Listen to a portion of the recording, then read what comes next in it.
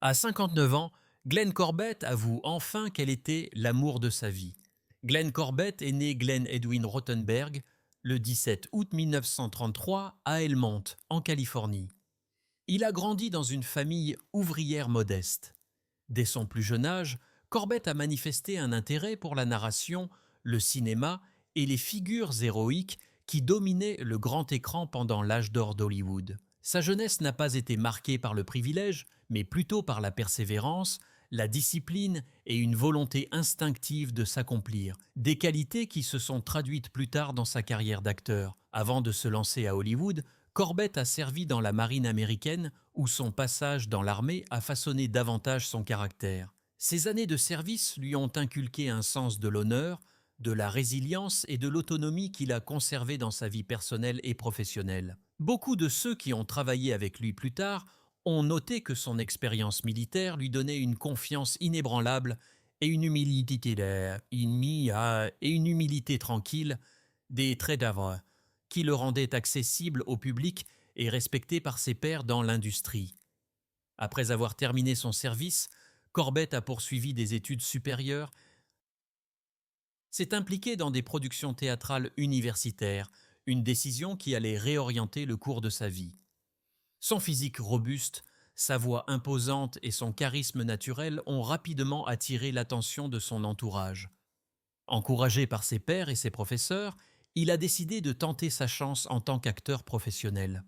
Hollywood, toujours à la recherche de nouveaux talents, l'a accueilli à la fin des années 1950.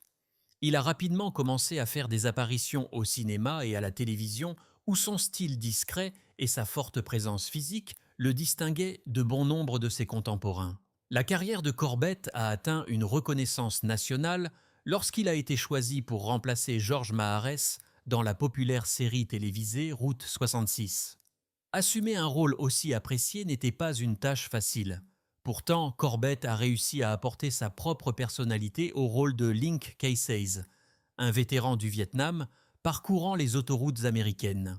Sa performance a trouvé un écho auprès des téléspectateurs non seulement en raison de son charme et de sa sincérité, mais aussi parce que le public sentait une authenticité en lui. Il n'était pas simplement un acteur incarnant un vétéran, c'était un homme qui avait vécu avec discipline, courage et sacrifice. Son passage dans Route 66 a fait de lui un nom familier, cimentant sa place dans l'histoire de la télévision.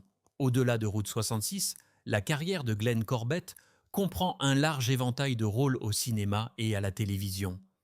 Il est apparu dans des films tels que Shenandoah en 1965, aux côtés de James Stewart, où il a démontré sa capacité à incarner à la fois la force et la compassion, ainsi que Chisom en 1960, avec John Wayne, dans lequel il a tenu tête à l'une des plus grandes légendes du cinéma. À la télévision, il a fait des apparitions mémorables dans des séries comme Star Trek, The Virginian, The Road West et Dallas, démontrant sa polyvalence en tant qu'acteur capable de passer facilement des westerns au drame en passant par la science-fiction.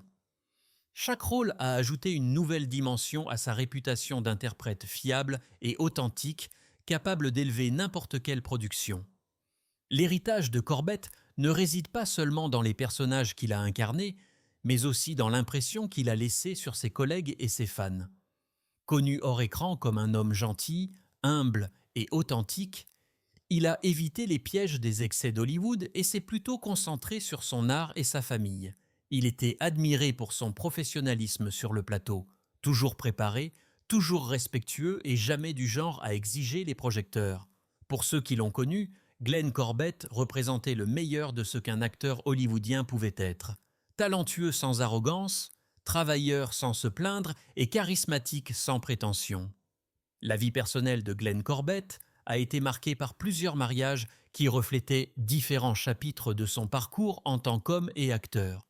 Son premier et plus long mariage fut avec Judy Daniels, qu'il épousa en 1957 à une époque où sa carrière commençait à peine à prendre forme. Cette union, qui dura jusqu'à leur divorce en 1973, s'étendit sur 16 ans et accompagna Corbett pendant une grande partie des années 1960, une décennie où il gagnait en reconnaissance à Hollywood et où il équilibrait les exigences du métier d'acteur avec les responsabilités de la vie familiale. Ensemble, Glenn et Judy ont eu 2 enfants, un fils et une fille, qui sont devenus une partie centrale de sa vie en dehors des projecteurs. Des amis et des collègues ont souvent noté que, bien que Corbett fût dévoué à son art, il était très fier d'être père et que ses enfants restaient l'une de ses plus grandes sources de joie. Après la fin de son premier mariage, Corbett entra dans une période de transition personnelle qui reflétait également les changements dans sa vie professionnelle. En 1977, il épousa Catherine Lee Glisten. Ce deuxième mariage, cependant, s'avéra de courte durée, ne durant que cette même année avant que le couple ne divorce.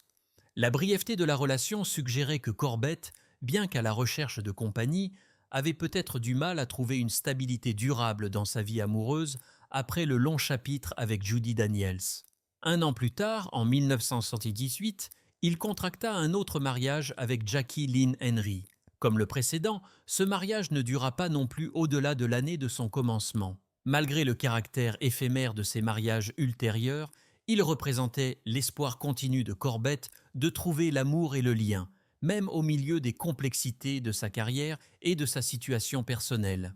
Bien que ses mariages après Judy Daniels aient été brefs, l'identité de Corbett en tant que père est restée constante. Ses 2 enfants issus de son premier mariage étaient au cœur de son héritage personnel. Alors qu'une grande partie de la carrière de Corbett s'est déroulée devant la caméra, incarnant des personnages robustes, fiables et souvent héroïques, à la maison, il a assumé le rôle plus discret, mais tout aussi important, d'être un parent. Ses enfants ont perpétué sa mémoire après sa mort prématurée en 1983, garantissant qu'au-delà du travail cinématographique et télévisuel pour lequel on se souvenait de lui, il y avait aussi l'histoire d'un homme qui aimait profondément sa famille, même lorsque ses relations amoureuses n'ont pas duré. En fin de compte, la vie de Glenn Corbett a été faite de contrastes entre les rôles publics qui l'ont fait admirer et les luttes et les joies privées de ses mariages et de sa paternité. Mais c'est ce mélange d'expériences qui a rendu son histoire d'autant plus humaine et durable. À 59 ans, Glenn Corbett se trouvait dans une période de profonde réflexion, se remémorant les triomphes et les luttes de sa carrière à Hollywood et les complexités de ses relations personnelles. Bien qu'il ait été marié à plusieurs reprises avec des unions qui se sont terminées par un divorce, et bien qu'il ait connu les joies de la paternité, il restait une vérité qu'il ne pouvait plus garder enfouie. Dans un moment rare et sincère de franchise, Corbett a finalement avoué quelque chose qui lui pesait sur le cœur depuis des décennies. Que Lana Turner, l'actrice légendaire souvent considérée comme l'une des stars les plus glamour de l'âge d'or d'Hollywood, avait été le véritable amour de sa vie. Pendant des années, il avait gardé ses sentiments privés par respect pour elle et par crainte d'exposer sa vérité la plus vulnérable.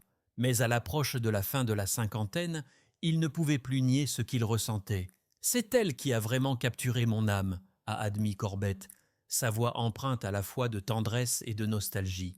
« J'avais déjà été amoureux, j'avais déjà été marié, mais ce que je ressentais pour Lana était quelque chose de tout à fait différent. Ce n'était pas seulement de la passion, c'était du dévouement, de l'admiration et une sorte de crainte que je ne pouvais pas exprimer avec des mots à l'époque. » La relation entre Glenn Corbett et Lana Turner n'avait jamais fait la une des magazines à potins de l'époque, mais c'était réel et profond. Turner, qui avait plus de 10 ans de plus que Corbett, avait déjà vécu les tempêtes du scandale, du chagrin d'amour et de la réinvention lorsque leurs chemins se sont croisés. C'était une femme d'une force énorme, tempérée par la tragédie, et Glenn admirait sa résilience. Il réfléchissait souvent à la façon dont leur conversation allait bien au-delà des paillettes d'Hollywood. Il parlait de solitude, du prix de la célébrité et du désir d'un bonheur simple qui échappait si souvent aux gens de leur monde. Lana avait cette capacité de vous faire oublier qui elle était pour le monde, expliqua Corbett. Avec moi, elle n'était pas la star. Elle était juste Lana, chaleureuse, drôle, vulnérable, parfois même insécure. Et je pense que c'est pour ça que je l'aimais si profondément. J'ai vu la femme derrière la légende. Bien que leur temps ensemble ait été éphémère, Corbett a gardé le souvenir de leur connexion avec lui pour le reste de sa vie. Il a avoué qu'il avait parfois saboté ses propres relations parce qu'il ne pouvait jamais complètement oublier Lana.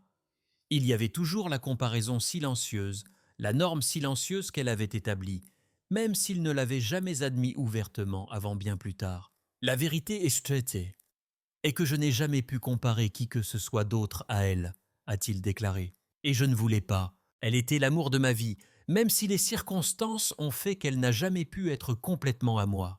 Turner elle-même, connue pour sa vie amoureuse compliquée et ses romances très médiatisées, parlait rarement de Glenn Corbett publiquement, mais ceux qui étaient proches d'elle comprenaient qu'elle aussi avait ressenti une tendresse envers lui. Des amis ont remarqué qu'il avait été l'un des rares hommes à la traiter avec une gentillesse et une patience authentique sans essayer de la contrôler ou d'exploiter sa célébrité. Leur lien n'a peut-être pas duré éternellement, mais il a laissé une empreinte sur eux deux. Pour Corbett, prononcer ces mots à 59 ans était plus qu'un aveu. C'était une libération. Il avait passé des années à bâtir une carrière respectable, apparaissant dans des films et des séries télévisées, se forgeant une identité d'acteur au-delà de la machine hollywoodienne. Pourtant, en coulisses, il vivait avec la douleur silencieuse de savoir qu'il avait autrefois touché un amour qui transcendait l'ordinaire. « Si j'ai un regret, a-t-il admis, c'est de ne pas lui avoir dit plus souvent à quel point elle comptait pour moi. J'étais jeune, je pensais qu'il y aurait toujours plus de temps, mais un amour comme celui-là, on ne le rencontre pas 2 fois dans une vie. » En avouant finalement que Lana Turner avait été l'amour de sa vie, Glenn Corbett a révélé une facette de lui-même que peu avaient jamais vue. Ce n'était pas le héros robuste ou la star de télévision raffinée, mais un homme qui, malgré toutes ses réalisations, portait encore la tendre vulnérabilité d'un amour inassouvi. Ces mots ont brossé un portrait non seulement de la beauté et du mystère de Turner, mais aussi de son humanité, quelque chose qui les avait liés, même brièvement, dans une connexion qui a perduré dans la mémoire longtemps après la fin de leur romance. Pour ceux qui admiraient Corbett, sa confession offrait un rare aperçu de la profondeur de son cœur. Elle montrait que sous son calme apparent se cachait un homme capable d'une passion et d'une loyauté extraordinaires. Et pour ceux qui adoraient Lana Turner, c'était un témoignage supplémentaire de sa capacité à inspirer le dévouement, non seulement du public qui l'aimait sur le grand écran, mais aussi des hommes qui la connaissaient vraiment. Et la chérissaient pour la femme qu'elle était derrière le glamour. Elle sera toujours la seule, a conclu Corbett simplement, résumant une vie de nostalgie en une seule phrase. Quoi qu'il arrive, Lana a été mon grand amour. En janvier 1993, le monde du divertissement a discrètement perdu un acteur talentueux lorsque Glenn Corbett est décédé après une bataille contre le cancer du poumon. Son décès est survenu à l'hôpital de l'administration des anciens combattants de San Antonio, au Texas, une ville profondément liée à l'histoire et aux souvenirs militaires, ce qui a rendu le cadre particulièrement significatif, étant donné le propre parcours de Corbett en tant qu'ancien combattant de la marine américaine. À seulement 59 ans, son décès est survenu bien trop tôt, mettant fin à une vie et à une carrière qui avaient été marquées par la résilience, la détermination et un profond sens du devoir envers son art et son pays. Le cancer du poumon, une maladie qui a coûté la vie à de nombreux acteurs de sa génération, a été une fin particulièrement tragique pour un homme qui avait autrefois été célébré pour sa santé robuste, sa carrure athlétique et sa présence saisissante à l'écran. Les derniers mois de sa vie ont été passés sous les soins de médecins et de personnel qui se sont consacrés à soulager sa douleur, reflétant la longue tradition de l'administration des anciens combattants en honorant ceux qui avaient servi leur nation. Après sa mort, Glenn Corbett a été enterré avec la dignité qui convient à la fois à un ancien combattant et à un acteur bien aimé. Son enterrement a eu lieu au cimetière national de Fort Sam Houston à San Antonio, un lieu sacré où des milliers d'hommes et de femmes qui avaient servi dans les forces armées américaines sont commémorés. Être inhumé dans ce cimetière historique a placé Corbett parmi ses camarades anciens combattants, soulignant le fait que son identité a été façonnée non seulement par ses années à Hollywood, mais aussi par les valeurs et les sacrifices de son service militaire. Le cadre lui-même, avec ses terrains soigneusement entretenus, Ses rangées de pierres tombales blanches et le silence solennel qui l'imprègne a garanti que le dernier lieu de repos de Corbett était un lieu de paix, de respect et d'honneur national pour sa famille, ses amis et ses fans. Le fait qu'il repose dans un lieu dédié aux héros a offert une mesure de réconfort, un rappel que son héritage s'étendait au-delà du cinéma et de la télévision dans le domaine du service et du sacrifice. Bien que sa vie se soit terminée à un âge que beaucoup considèrent comme bien trop jeune, la mémoire de Corbett continue de vivre dans le cœur de ceux qui l'admiraient. Sa mort a marqué non seulement le décès d'un homme, mais aussi la clôture d'un chapitre de l'histoire de la télévision et du cinéma. Pour ceux qui l'avaient vu grandir dans des séries comme Route 66, ou qui l'avaient reconnu grâce à ses nombreux rôles d'invité dans des émissions populaires des années 1960, 1970 et 1980, l'annonce de son décès a été un rappel du caractère éphémère de la vie et de la célébrité. Bien que son nom n'ait pas toujours été aussi instantanément reconnu que celui de certains de ses contemporains, Glenn Corbett occupait une place unique dans l'industrie, celle d'un acteur fiable et travailleur qui apportait authenticité et force à chaque rôle qu'il jouait. Son enterrement à Fort Sam Houston a également symbolisé la fermeture du cercle. Un acteur qui avait autrefois incarné à l'écran des soldats, des policiers et des hommes de caractère à forte volonté, a finalement été honoré comme un militaire de la vie réelle dont la contribution s'est étendue au-delà de la caméra.